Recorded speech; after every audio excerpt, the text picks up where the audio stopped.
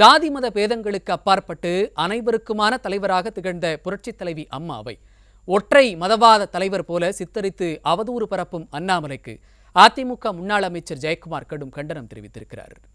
இது தொடர்பாக அவர் வெளியிட்டுள்ள அறிக்கையில், புரட்சித் தலைவி அம்மா ஜாதி மதங்களுக்கு அப்பாற்பட்டவர் என்றும் ஹிந்து, இஸ்லாம், கிறிஸ்தவம் உள்ளிட்ட மற்ற மதங்களுக்கு பொதுவாக திகழ்ந்து அனைத்து மதத்தினரையும் சமமாக மதித்தவர் என்றும் குறிப்பிட்டுள்ளார்.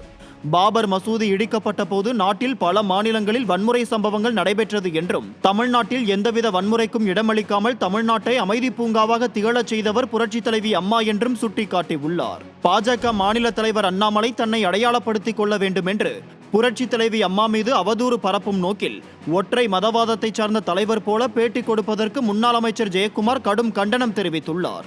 புரட்சித் தலைவி அம்மா தனது ஆட்சி காலத்தில் முதலாக திருக்கோயில்களில் அன்னதான திட்டத்தை தொடங்கி வைத்தார்கள் என்றும், புனித ரமலான் மாதத்தில் பள்ளி வாசல்களுக்கு நோன்பு கஞ்சி தயாரிக்க அரிசி வழங்கும் திட்டம் 2001ஆம் ஆண்டு புரட்சித் தலைவி அம்மாவால் தொடங்கப்பட்டதாகவும் சுட்டிக்காட்டியுள்ளார்.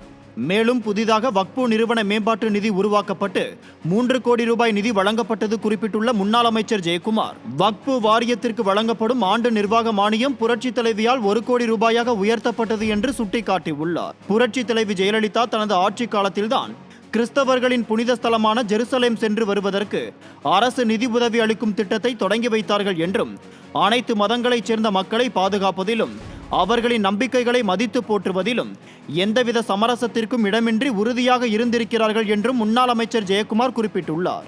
தமிழ்நாடு அரசியல் உள்ளவரை அனைத்து மக்களுக்கும் பொதுவான தலைவராம் புரட்சித் தலைவி அம்மாவின் நெடும்புகழ் அவ்வண்ணமே நிலைத்து நிற்கும் என்றும் அவர் குறிப்பிட்டுள்ளார். அண்ணாமலை தனது சொந்த அரசியல் லாபத்திற்காகவும் தமிழ்நாட்டில் தன்னை அடையாளப்படுத்திக் கொள்ள வேண்டும் என்ற நோக்கிலும் புரட்சித் தலைவி அம்மா இந்து மதத்தை மட்டுமே சார்ந்தவர் என்றும், அவரது பெயருக்கும் புகழுக்கும் களங்கம் விளைவிக்கும் வகையில் வேண்டுமென்றே பேட்டி கொடுப்பது கடும் கண்டனத்திற்குரியது என அதிமுக முன்னாள் அமைச்சரும் கழக அமைப்பு செயலாளருமான ஜெயக்குமார் குறிப்பிட்டுள்ளார்.